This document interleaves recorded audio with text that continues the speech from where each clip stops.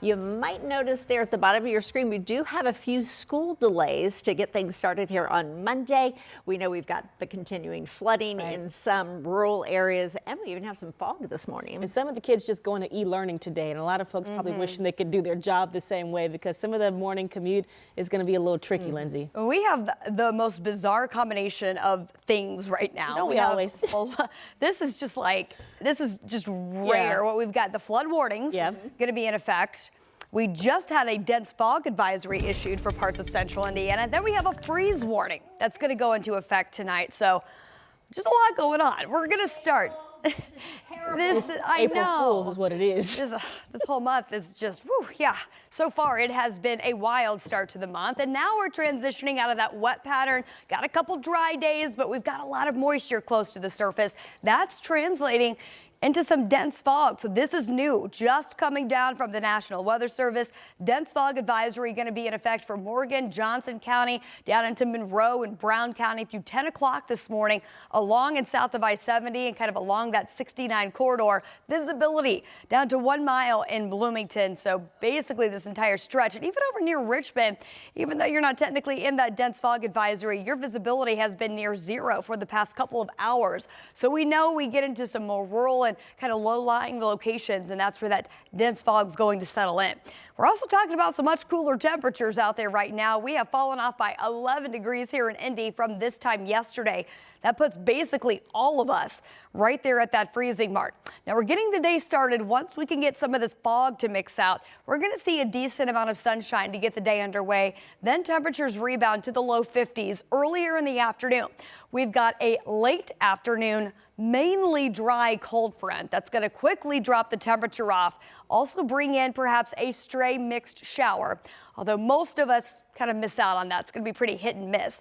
We've got even colder air coming in overnight tonight. We'll talk about that freeze warning that will be in effect across central Indiana through Tuesday. That's coming up in the full forecast. 6:02 now, and we do have a pretty big trouble spot out on the west side. This happened just after about 4 o'clock this morning, so we're going on about an hour and a half of this being an issue. We've got an overturned semi approaching State Road 39 on I-70 westbound, so that's approaching that Monrovia exit. You can see the accident scene right here. This is also kind of in one of those pretty dense fog banks, so at least we can see what's going on at this point. We know that semi is overturned, blocking the left travel lane.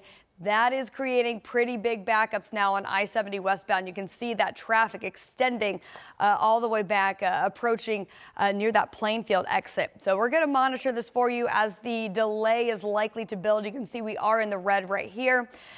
We'll monitor that. You might need to utilize US 40 to avoid that stretch of I-70. We're also watching some road closures due to some ongoing flooding from this past weekend. We know State Road 46 in the Columbus area at I-65, as you can see here, underwater, likely to remain closed until those floodwaters start to recede. Guys? All right, Lindsay, so from the fog to the water, take a look at this. How about a train derailment right in the city near the east side? This will, of course, affect drivers this morning. This is the scene after the train went off the track of a bridge. Yeah, this happened just east of Marion County, that community justice campus, if you're familiar with that area. That's where Matthew Fultz this morning. We can see the damage in the background earlier when we checked in, but have you been able to get a closer look at the cleanup there, Matthew? Yeah, Jalea, we have. We actually moved to the opposite side of where the cleanup is. So we're now north of the CJC campus near Pleasant Run Parkway and Southeastern Avenue. As you take a look behind me, you can see crews still at work this morning. They've actually made a lot of progress overnight since when this derailment actually happens. From our viewpoint, it looks like most of those rail cars that had fell off the bridge have now been cleaned up. Again, we're still working to get an update this morning from CSX, who is now taking over this investigation. But I want to play some of the moments when the first initial 911 call came in when this derailment happened. Take a listen. That the train's derailed? Yeah, and there's 3 of them in the middle of the street, and there's white substances all over the place, man, and it's smoking. Now, that 911 call was made shortly before 6:30 yesterday. Both IMPD and IFD confirming with us that the white stuff that actually spilled was cornstarch. So no hazardous materials actually spilled. And that's what the scene looked like yesterday as crews responded. We know that 6 cars actually came off the tracks and fell off the bridge. Only 2 of them had that cornstarch. The rest, we're told, were empty. Now, right now, part of the investigation, what crews are looking into this morning is to really see what caused the train derailment, as well as if there is any structural damage to the bridge. We're told that could take several days, according to IFD. And take a listen to what they had to say. You know, the 6 train cars are not small. They're, you know, a couple of them are buried in the hillside and they're kind of sitting at precarious positions. So just as Officer Young stated, please stay away from the area. We don't need anybody coming out here and getting hurt.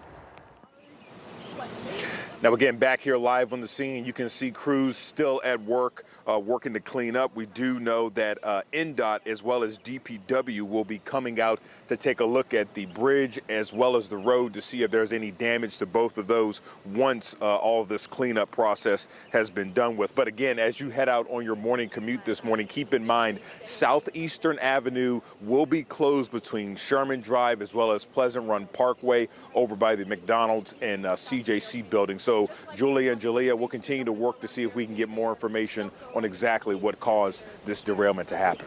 All right, well, with that closure and now the fog kind of creeping into the area, that's not going to make it any easier for the workers there. Matthew, thanks.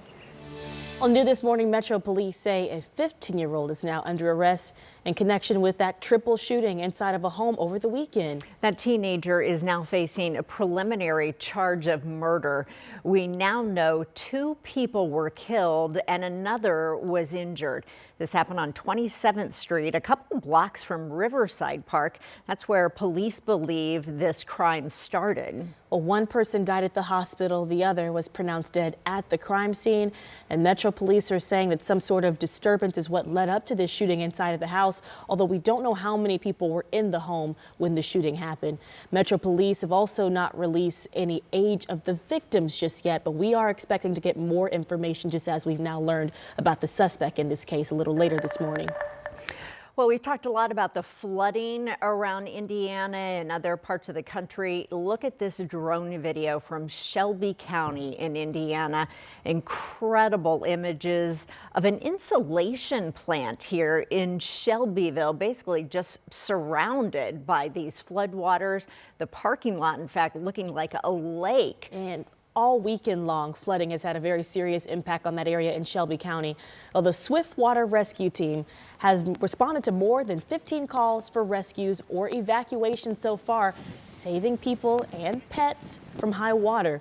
Also, the Red Cross provided shelter for about a dozen people over the weekend at the Shelby County Fairgrounds.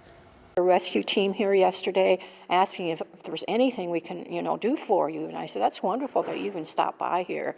And so, yes, the community has been a great, great help for this. Well, the city of Shelbyville closed that temporary shelter yesterday afternoon after confirming everyone that needed help was home safely.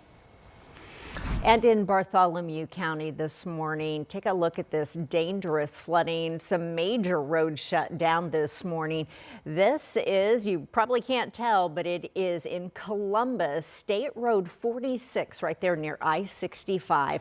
So a portion of this state road is still closed because of this very high water. So rivers in that area, which are near their peaks, that's what obviously turned those roads and parks into those very water-filled areas. Well, Roger Montgomery was actually out walking his dog on Sunday along Mill Race Park in Columbus, and he was surprised to see the playground, or the pieces of what's left in the amphitheater, surrounded by water. The flooding has had a big impact on people trying to get around the area too. Finding alternative routes for our residents has been a challenge, particularly if you try a route and find that also is a water-covered route. Well, some have ignored the flood warnings anyway. Columbus Fire actually responded to several people they had to rescue because of them ignoring the warnings. Yeah, in fact, emergency crews, they are stressing the importance of staying off flooded roads. Also, because of the flooding, Bartholomew County schools, they are on an e-learning day today. Spencer Owen Community Schools are closed today. Several other districts are on 2-hour delays. We'd have more information for you on all of this posted at WTHR.com. So on top of all of the flooding right now, there are still several communities that are trying to recover from the multiple tornadoes that touched down last week. That includes the Branches neighborhood in Brownsburg that really got the earliest and brunt of that storm on Wednesday. In fact, we now know it was in fact an EF2 tornado that damaged more than a dozen homes in Brownsburg. Neighbors have been working in the rain the past few days, filling up dumpsters and clearing out debris. Well, one homeowner says that he has about $60,000 worth of damage, but some of his neighbors got hit even harder. I'm feeling a little better about it, but I'm still just kind of like, wow, just and praying for people who have it much worse than what I have here. So. Well, the Red Cross was out in Brownsburg over the weekend, too. They were helping neighbors in need as they worked to rebuild.